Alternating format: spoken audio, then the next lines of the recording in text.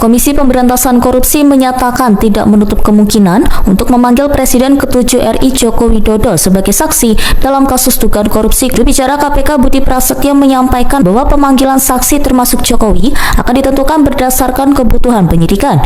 Ya, jadi gini, pemeriksaan itu dibutuhkan manakala kemudian memang diperlukan, kemudian ada relevansi dengan perkaranya, ya, kemudian dikaitkan bahwa penyidik memang membutuhkan keterangan itu untuk melengkapi, gitu. Tapi itu tidak serta-merta juga, gitu. Artinya semua pasti ada kajiannya, gitu ya.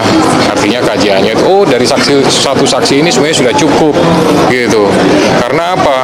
Proses penegakan hukum itu kan murah, cepat, sederhana. Prinsipnya kan begitu. Meskipun seringkali ada juga yang prosesnya agak lambat. Tapi lambat itu bukan karena memang disengaja. Itu karena semuanya karena ada beberapa pertimbangan yang sifatnya teknis. Ya itu penyidik lah, gitu. Ya. Perihalnya segera usut tuntas dugaan korupsi Saudara Joko Widodo dan keluarganya.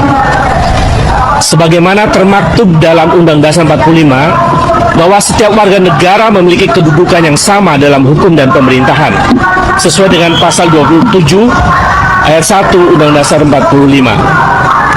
Atas dasar itu kami bermaksud mengingatkan kembali kepada KPK agar dalam penegakan hukum untuk memberantas korupsi tidak tebang pilih, tidak tumpul ke atas dan tajam ke bawah.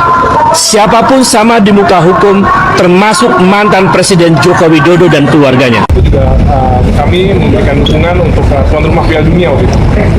Dan juga setelah makan siang, waktu itu saya ingat betul ada pembahasan dari Perdana Menteri ini menawarkan kepada Indonesia apa saja yang harus dilakukan. Dikit lagi Pak, bentar. Depan Pak. Selamat siang semuanya, Assalamualaikum warahmatullahi wabarakatuh. Kami dari Nurani 98 dan ini teman-teman semua, saya bersama teman-teman ada Rangkuti, Antonio Janar, ada Wakil Kamal dan Raras Tejo, Lubo dan lain-lain. Sebetulnya banyak sekali teman-teman 98 yang masih berada dalam garis Nurani 98. Kami sengaja dengan niat tulus ikhlas untuk kepentingan bangsa dan negara hadir kembali ke KPK untuk saya mungkin sudah ke-5 kali ya datang ke KPK untuk hari ini untuk meminta agar KPK kembali menelaah atau membuka laporan saya sebelumnya, yaitu tahun 2022 dan tahun 2024. Karena tentang dugaan korupsi nepotisme dan tindak pidana pencucian uang yang dilakukan oleh Joko Widodo dan keluarganya.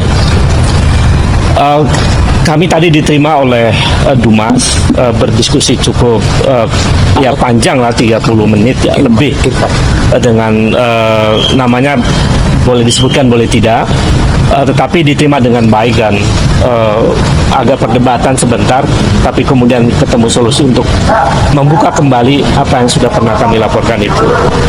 Kemudian kenapa kami datang kembali ke sini? Karena ada konfirmasi yang cukup kuat dari laporan OCCRP itu. Jadi sebetulnya laporan kami sebelumnya terkonfirmasi dengan rilis yang disampaikan oleh OCCRP. Dan kami merumuskan seluruh narasi ini dengan baik. Saya bacakan dulu isinya dan nanti dilanjutkan oleh Bung Anmus Danar dan Bung Ray dan kawan-kawan yang lain. Ini kami sampaikan kepada Ketua KPK. Perihalnya segera usut tuntas dugaan korupsi Saudara Joko Widodo dan keluarganya. Sebagaimana termaktub dalam Undang Dasar 45 bahwa setiap warga negara memiliki kedudukan yang sama dalam hukum dan pemerintahan sesuai dengan pasal 27 ayat 1 Undang Dasar 45. Atas dasar itu kami bermaksud mengingatkan kembali kepada KPK agar dalam penegakan hukum untuk memberantas korupsi tidak tebang pilih, tidak tumpul ke atas dan tajam ke bawah. Siapapun sama di muka hukum, termasuk mantan Presiden Joko Widodo dan keluarganya. Bahwa KPK berdasarkan undang-undang ditegaskan bahwa dalam menjalankan tugas dan wewenangnya, KPK berasaskan pada kepastian hukum, keterbukaan, akuntabilitas, kepentingan umum, proporsionalitas, dan penghormatan terhadap hak asasi manusia.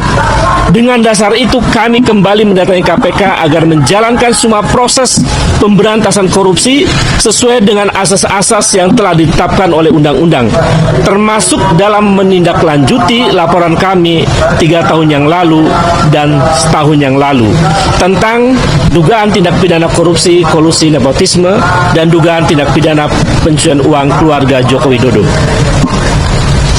Bahwa mantan Presiden RI yang ke-7 yang kami laporkan KPK 3 tahun lalu bernama Joko Widodo telah disebutkan oleh lembaga internasional organisasi Crime and Corruption Reporting Project sebagai salah satu mantan presiden terkorup di dunia. OCC RP menyebutkan bahwa Joko Widodo secara signifikan melemahkan Komisi Pemberantasan Korupsi. Selain itu, OCC RP juga menyebutkan bahwa Jokowi telah merusak lembaga pemilihan umum dan peradilan Indonesia yang menguntungkan ambisi politik putranya bernama Gibran Rakabuming Raka. Perilaku kekuasaan semacam ini patut diduga kuat telah dilakukan praktek KKN yang patut menjadi perhatian serius KPK agar pimpinan KPK yang baru dapat mengembalikan citra dan wibawa KPK kembali dan lepas dari stigma bayang-bayang kekuasaan mantan Presiden Joko Widodo. Berdasarkan hal-hal itu, kami pada Selasa 7 Januari 2025 kembali datang ke KPK untuk menyatakan bahwa 1. Menyayangkan pernyataan KPK yang tidak secara tegas menyatakan akan mengusut dugaan korupsi Joko Widodo maupun keluarganya. Gegerkan negara, Prabowo resmi desak KPK periksa Joko Widodo. Banyak dugaan korupsi berat yang harus diungkap. Langkah berani Presiden Prabowo yang mengguncang Indonesia. Selamat datang kembali di Menyala News bersama saya Charles Hulu. Hari ini kita akan membahas kabar yang menjadi pembicaraan hangat di seluruh penjuru negeri. Kabar yang dianggap sebagai langkah sejarah paling berani dari Presiden Prabowo Subianto. Kabarnya sudah terkonfirmasi resmi. Presiden Prabowo telah mengirimkan surat perintah dan desakan keras kepada Komisi Pemberantasan Korupsi atau KPK untuk segera memeriksa, menyelidiki, dan mengusut tuntas segala dugaan kasus korupsi, penyalahgunaan wewenang, dan kebocoran keuangan negara yang terjadi pada masa pemerintahan Joko Widodo atau Joko Widodo. Ini adalah momen yang tak pernah terbayangkan sebelumnya. Seorang presiden memerintahkan lembaga anti rasuah untuk memeriksa pendukungnya dulu, sekaligus mantan presiden pendahulunya sendiri. Kenapa Prabowo melakukan ini? Apakah ini balas dendam politik? Atau memang ada bukti nyata yang sangat besar sehingga tidak bisa ditutup-tutupi lagi? Selama 15 menit ke depan, kita akan bedah tuntas apa saja kasus korupsi besar yang disoroti, mengapa Prabowo mendesak sekarang, apa bukti-bukti yang sudah terkumpul, dan bagaimana reaksi kubu Jokowi yang mulai ketakutan dan panik luar biasa. Mari kita simak pembahasan lengkapnya. Jam 1:30, pukul 4. Isi: desakan Prabowo usut tuntas, jangan ada yang dikecualikan. Sumber terpercaya dari lingkaran Istana Negara membocorkan isi surat resmi dan arahan lisan Presiden Prabowo kepada pimpinan KPK. Isinya sangat tegas, lugas, dan tidak memberi ruang tawar-menawar sedikit pun. Prabowo berkata, "Saya memerintahkan KPK bekerja independen, berani, dan bertanggung jawab. Segala temuan dugaan korupsi, kebocoran uang negara, proyek fiktif, dan penyalahgunaan kekuasaan yang terjadi dalam 10 tahun terakhir harus dibongkar sampai ke akar-akarnya. Tidak peduli siapa pelakunya, tidak peduli jabatan apa yang pernah diembannya, dan tidak peduli seberapa besar pengaruhnya. Kalau ada kesalahan, harus diusut. Kalau ada bukti, harus diproses. Negara ini harus bersih, hukum harus tegak sama rata." Desakan ini langsung ditujukan ke nama besar Joko Widodo. Prabowo secara spesifik meminta KPK meneliti aliran dana, proyek-proyek strategis, dan kebijakan-kebijakan besar yang langsung diambil keputusannya oleh Jokowi sendiri, yang diduga kuat merugikan uang negara hingga ratusan triliun rupiah. Kenapa Prabowo bertindak sekarang? Jawabannya jelas. Pertama, banyak laporan hasil audit BPK yang selama ini disembunyikan atau tidak ditindaklanjuti, sekarang ada di meja Prabowo. Isinya sangat mengerikan, banyak sekali catatan merah, uang hilang, proyek mangkrak, dan pembelian barang dengan harga di luar kewajaran.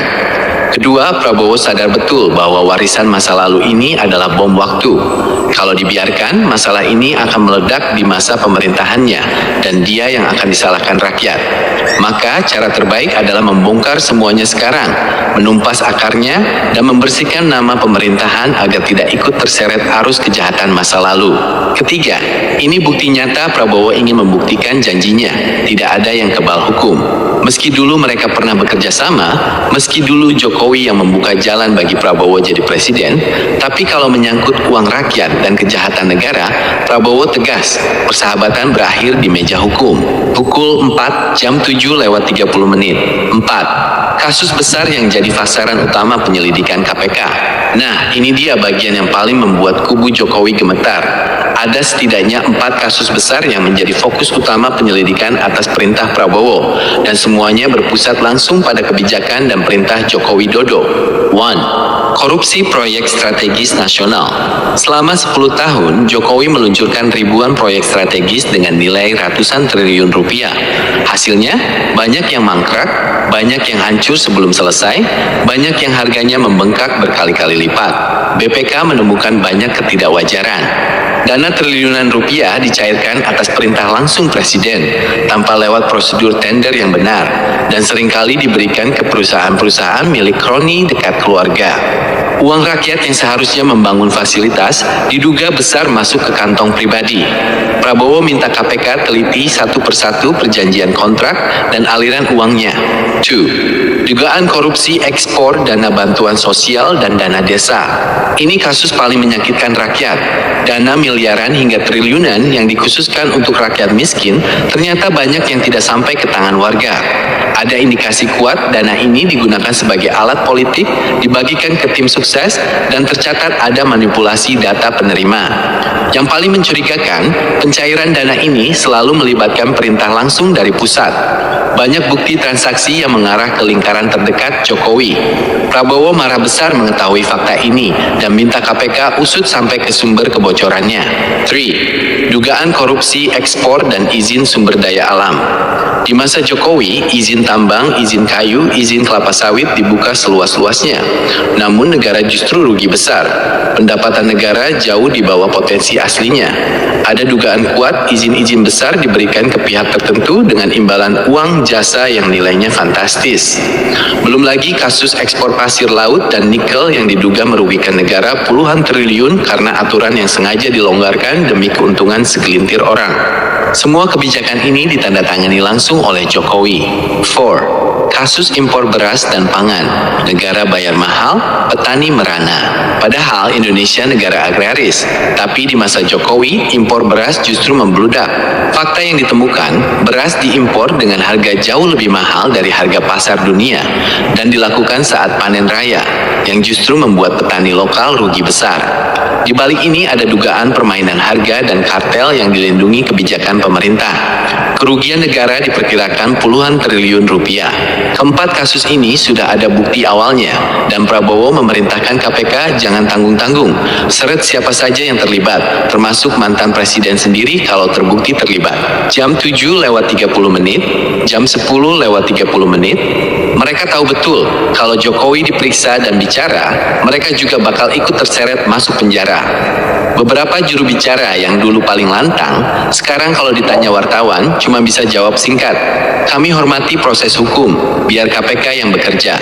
Tidak ada lagi bantahan keras, tidak ada lagi teriakan rekayasa politik, karena mereka sadar bukti yang dimiliki negara sudah terlalu banyak dan terlalu nyata untuk dibantah. Ada kabar yang beredar, Joko Widodo sendiri terlihat sangat gelisah dan murung belakangan ini. Ia berusaha bertahan dengan alasan semua kebijakan itu untuk rakyat, tapi ia tidak bisa menjawab pertanyaan paling sederhana. Kalau untuk rakyat, kenapa uangnya hilang? Kenapa proyeknya mangkrak? Kenapa kekayaan keluarga dan kroni makin melimpah ruah? Tim hukum yang dulu garang membela soal ijazah, kali ini kewalahan. Kasus korupsi beda sama kasus ijazah. Kalau soal ijazah masih bisa debat panjang lebar. Kalau soal korupsi buktinya jelas. Uangnya, bukti transfernya, bukti rekeningnya, bukti harta kekayaannya. Itu bukti mati yang tidak bisa dibela dengan kata-kata manis. Mereka sadar, jaring sudah ditebarkan Prabowo, dan mereka terperangkap di dalamnya. Jam 10:30 menit, jam 12:45 menit, banyak yang bertanya, Charles, kenapa Prabowo tega sekali memeriksa orang yang dulu membantunya jadi presiden? Saya jelaskan logika politik dan hukum yang sangat cerdas dari Prabowo ini. Prabowo adalah orang yang sangat paham sejarah. Ia tahu betul bahwa masalah korupsi masa Jokowi itu adalah bom nuklir. Kalau dia diamkan, kalau dia lindungi, suatu saat nanti rakyat akan tahu semuanya, dan rakyat akan menuntut dia juga. Rakyat akan bilang, Prabowo sama saja, sama-sama korup, sama-sama melindungi penjahat. Jabatan presiden yang baru dia pegang bisa hancur seketika hanya karena warisan dosa orang lain. Prabowo tidak mau itu terjadi. Dia tidak mau sejarah mencatat namanya sebagai presiden yang melindungi koruptor besar. Dia ingin sejarah mencatatnya sebagai presiden pemberantas korupsi yang berani menindak siapa saja. Selain itu, Prabowo juga sadar, rakyat sudah marah besar. Isu korupsi merajalela di 10 tahun terakhir ini adalah keluhan utama rakyat. Prabowo tahu, cara paling cepat dan paling ampuh mendapatkan hati rakyat dan dukungan penuh adalah dengan cara membongkar kejahatan masa lalu. Rakyat akan bertepuk tangan, rakyat akan percaya, rakyat akan mendukung penuh pemerintahannya kalau dia berani bertindak tegas. Jadi, keputusan Prabowo ini bukan sekedar balas dendam, tapi langkah strategis menyelamatkan negara, menyelamatkan hukum, sekaligus menyelamatkan nama baik pemerintahannya sendiri. Dia sadar, lebih baik bermusuhan dengan satu orang mantan presiden daripada bermusuhan dengan seluruh rakyat Indonesia. Dan Prabowo memilih berpihak ke rakyat, ke kebenaran, dan ke hukum. Jam 12:45 menit, pukul 15, penutup, mulai sekarang tidak ada yang kebal hukum.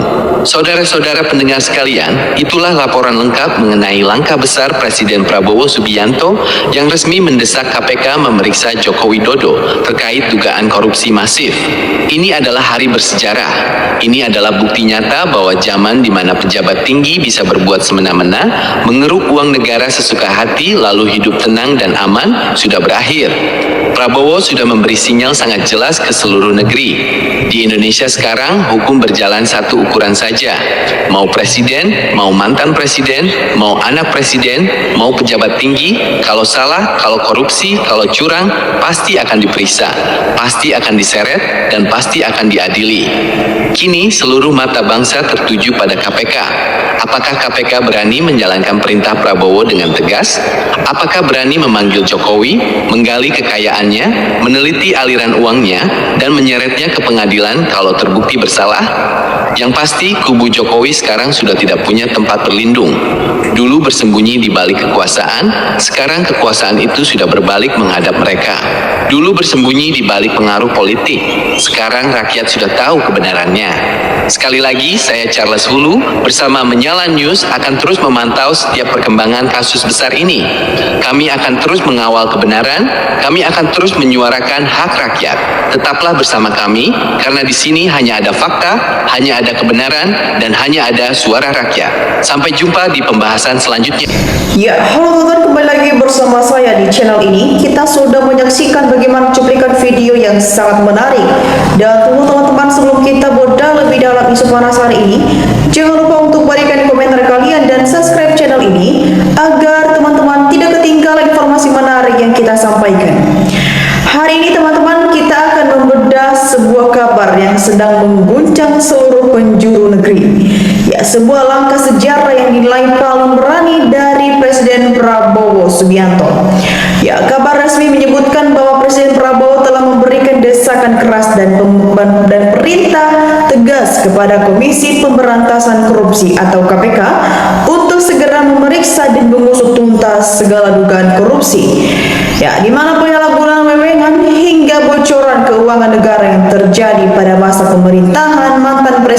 Joko Widodo. Ini adalah momen yang luar biasa. Mengapa Presiden Prabowo mengambil langkah ini sekarang? Apakah ini dinamika politik biasa atau memang ada bukti nyata yang sudah tidak bisa ditutup-tutupi lagi? Ya teman-teman, mari kita bedah betuntas fakta-faktanya. Yang pertama, perintah tegas Prabowo, hukum harus tegas sama rata. Ya, berdasarkan informasi yang beredar, arahan Presiden Prabowo kepada pemimpin KPK sangat lugas tanpa ruang tawar-menawar, di mana beliau menegaskan agar KPK bekerja secara independen dan berani membongkar dugaan korupsi serta bocoran uang negara dalam 10 tahun terakhir. Di mana teman-teman, pesannya jelas, tidak peduli berapa besar sepengaruh seseorang, jika ada terbukti, hukum harus diproses sama rata.